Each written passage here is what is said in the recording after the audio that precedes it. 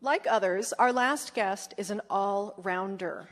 Actor, comedian, Emmy Award-winning writer, filmmaker. He is ranked number 98 on Comedy Central's 100 Greatest Stand-Ups of All Time. But what the fuck do they know? For us, he's number one tonight, Louis C.K. Thank you. Thank you. Thank you. I'm really honored to be here. I'm happy just to be here as a ticket holder, just to watch everything that's happened. The Stiller family, and that was crazy, and Kevin, and the guy that looks like Dick Cheney at the end there. A very nice version of Dick Cheney. He's not a lizard, I don't think, but I think I can just tell you what George is. I'm a comedian, and I do what he did, and he was the first person I knew that I knew what comedy was. Children love to laugh, but most people that make children laugh for a living suck at it. Clowns aren't funny. There doesn't exist a funny clown. If a person was funny, they'd do comedy because you make money doing it. No clowns. There's no HBO clown specials if you make a bunch of money. So clowns suck. And kids just look at them and just go, just please stop trying to make me laugh. There's nothing worse than a person who's not funny trying to be funny, and that's what a clown is. A guy waiting for a bus is funnier than a shit clown at a kid's party. But kids need to laugh, so the first time you really laugh means a lot to you.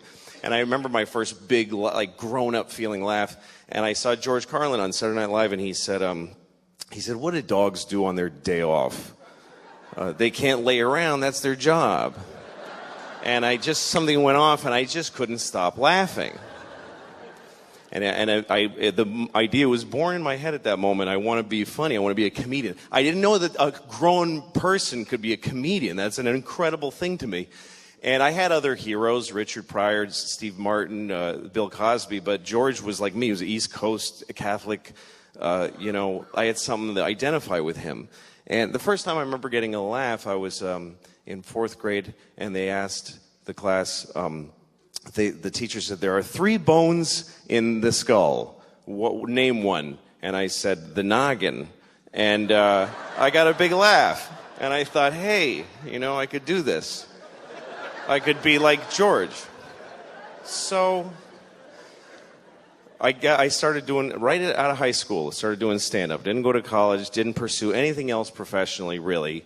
Started doing stand-up. First time I went on stage, I did 1.5 minutes, and I bombed. It was terrible. But I wanted it so badly that I kept trying, and I learned how to write jokes. And I just had jokes, kind of funny thoughts. And about 15 years later, I had been going in a circle that didn't take me anywhere. Nobody gave a shit who I was, and I didn't either. I honestly didn't. I used to hear my act and go, this is shit, and I hate it. But I've been doing this for 15 years, and stopping now is like getting out of prison. Like, what do you do after 15 years of stand-up comedy? How do you re-enter the workforce? So I was in a really bad place.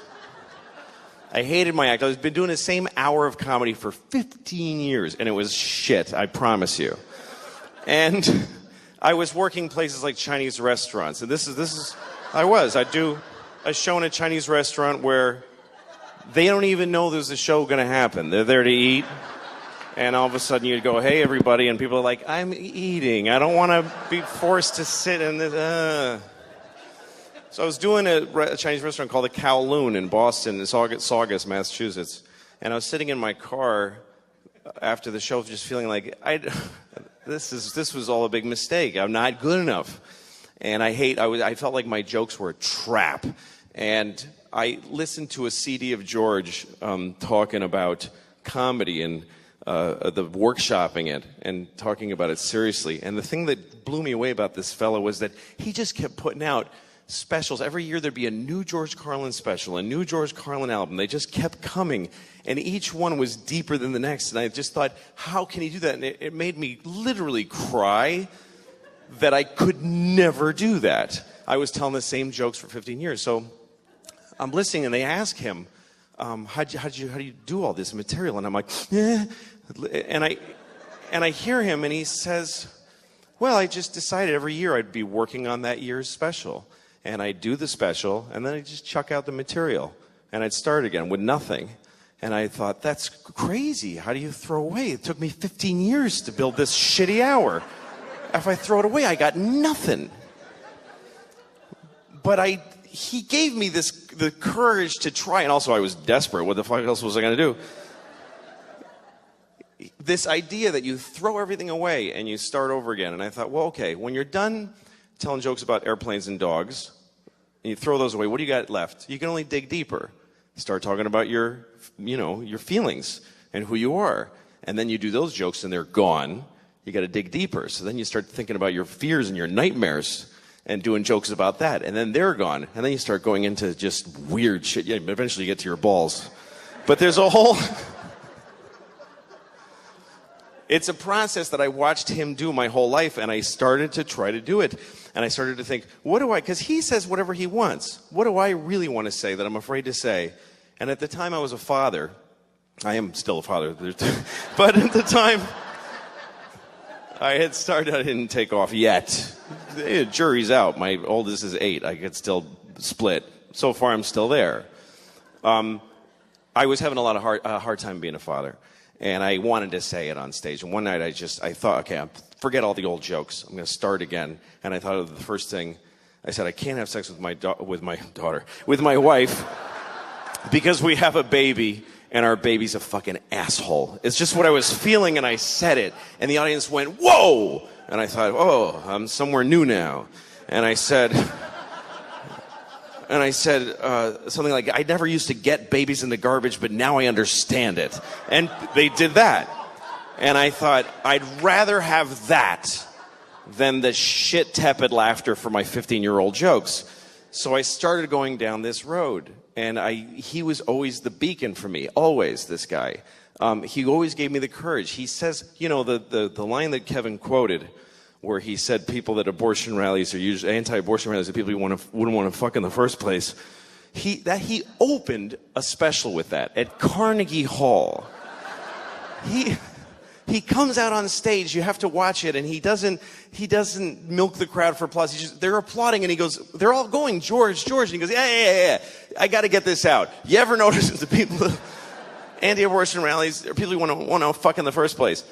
And most comedians would do a good half an hour of really sweet material and couch that joke in but he just had to get it out there. So he set that example for me, and that's the way I've done my act. And since then I've done 3 comedy specials, and I've started down the same road. It's been a massive change for me. I feel every year I've got something to work for. I'm doing exactly what he taught me to do, and on stage I feel a courage to say what I want to say because of this guy. And anyway, a few years ago, I was about to tape my second stand-up special, and he was taping the same night in LA. He taped his last special on the same night that I taped one, and I remember feeling like, this is amazing that I do what this great man does, and that we do it in the same way. And he died, and he kicked me in the balls when he died. It really hurt. And then I remember that, and I don't want to be doing this, I'm sorry, but later I was at it doesn't matter, and my phone rang, and it was his daughter, it was Kelly. And I have 2 kids, and they're girls. So I thought, he's got a daughter, and his daughter's calling me. And I know what it means to have a daughter, because I have 2. And she's calling me and asking me to come and say something about what he meant to me. So that was a big moment for me. I'm very proud to do what George did. I know I was supposed to close funny, but I'm not good at doing stuff that isn't my act, so I'm sorry. But he was a great man, and anything that ever happens to me that's good is due to this guy. And I can tell you, because I do what he did, that it was really hard to say the shit that he did, and that it took a lot of courage. It was difficult.